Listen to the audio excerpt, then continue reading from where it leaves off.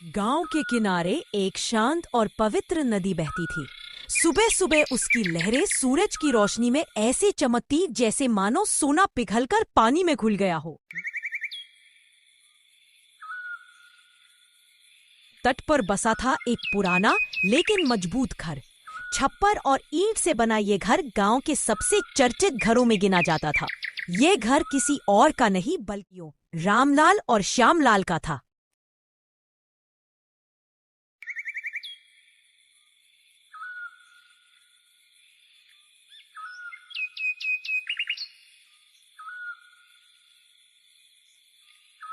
श्याम, याद है बचपन में हम इसी नदी में तैरना सीखते थे। माँ कितनी बार कहती थी कि दूर मत जाना, डूब जाओगे। हाँ भैया, और याद है जब मैं गहरे पानी में चला गया था तो आपने मुझे अपनी पीठ पर बिठाकर बाहर निकाला था। उस दिन मैंने सोचा था भैया कभी साथ छोड़ ही नहीं सकते। दोनों भाइयों की आंखों में पुरानी यादें तैरने लगती थी।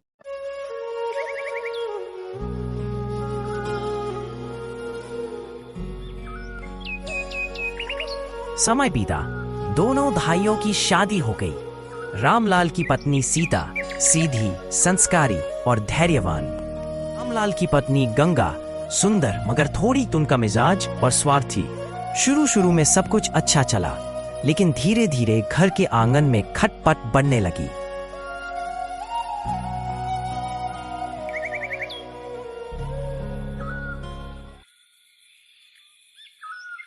उनके पिता ने अपने हाथों से बनाया था। बड़ा आंगन, बीच में तुलसी चौरा, किनारे आम और नीम के पेड़ थी। लेकिन यह घर अब भी मजबूती से खड़ा था। रामलाल बड़ा, जिम्मेदार और मेहनती। श्यामलाल छोटा, थोड़ा नादान पर दिल का साफ।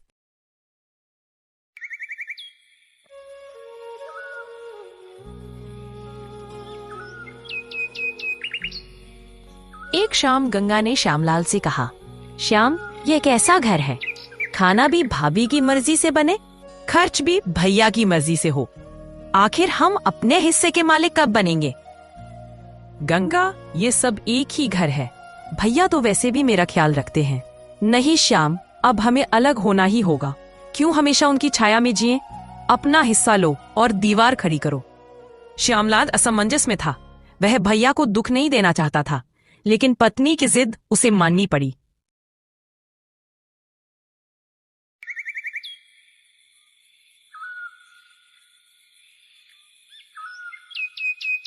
जब श्यामलाल ने बात रखी तो रामलाल चुप हो गए।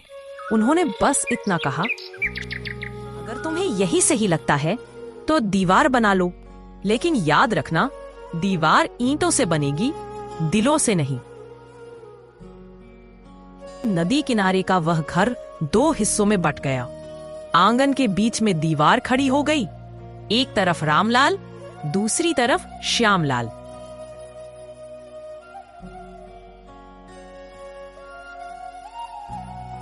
गांव वाले फुसफुसाने लगे, देखो भाइयों में भी दरार पड़ गई। रामलाल का हिस्सा छोटा था, मगर उसमें अपनापन और सुकून था। सीता हर हाल में खुश रहती, चाहे साधन कम हो। श्यामलाल का हिस्सा बड़ा था, मगर वहां शांति नहीं थी। गंगा अक्सर शिकायत करती, तकरार करती। नदी किनारे बैठकर श्याम कई बार सोचता, क्या सचमुच मैंने सही किया? भैया की आंखों की चुप्पी मुझे क्यों चुपती है?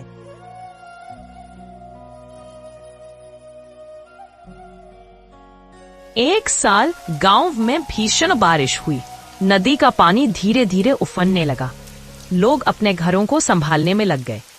रात का समय था। हवा तेज, बादल गरज रहे थे। श्यामलाल का हिस्सा पानी से गिरने लगा। बच्चे रोने लगे। गंगा घबराकर चिल्लाई। गंगा रोते हुए, श्याम, कुछ करो, पानी अंदर आ रहा है, हम डूब जाएंगे। श्यामलाल ने चारों तरफ देखा, लेकिन कुछ उपाय न सूझा। तभी दरवाजा जोर से खुला। रामलाल अंदर आया, हाथ में तेन। रामलाल तेज आवाज में, श्याम, देर मत करो, सबको लेकर मेरे हिस्से में चलो, जल्दी। रामलाल ने बच्चों को कंधे पर उठाया, गंगा को सहारा दिया और सबको अपने हिस्से में ले गया। रात सब एक ही छत के नीचे बैठे थे। श्यामलाल रोते हुए अपने बड़े भाई के पैरों में गिर पड़ा। श्यामलाल आंसू बहाते हुए, भैया मैंने कितना बड़ा पाप किया, आप तो हमेशा मेरे सहारे बने रहे और मैंने आपको दीवार से बांट दिया। रामलाल गले लगाकर, अरे मूर्ख, दीवार तो घर में बनी थी, मेरे दिल में नहीं। तू मेरा छोटा भाई है और ये रिश्ता किसी बार किसी दीवार से टूट नहीं सकता। श्यामलाल ने प्रण लिया, अब यह घर कभी नहीं बंटेगा, चाहे हालात जैसे भी हों, हम साथ रहेंगे। बाढ़ के बाद जब पानी उतर गया तो दोनों भाइयों ने मिलकर वह बीच की दीवार तोड़ दी। वे हैरानी से देखने लगे। रामलाल ने कहा, भाइयों के बीच दीवारें नहीं होनी चाहिए। घर तभी घर कहलाता है जब सब एक हों। श्यामलाल ने हाथ जोड़कर कहा, अब हम कभी अलग नहीं होंगे। ये घर और ये नदी दोनों हमारे रिश्ते की गवाही देंगे।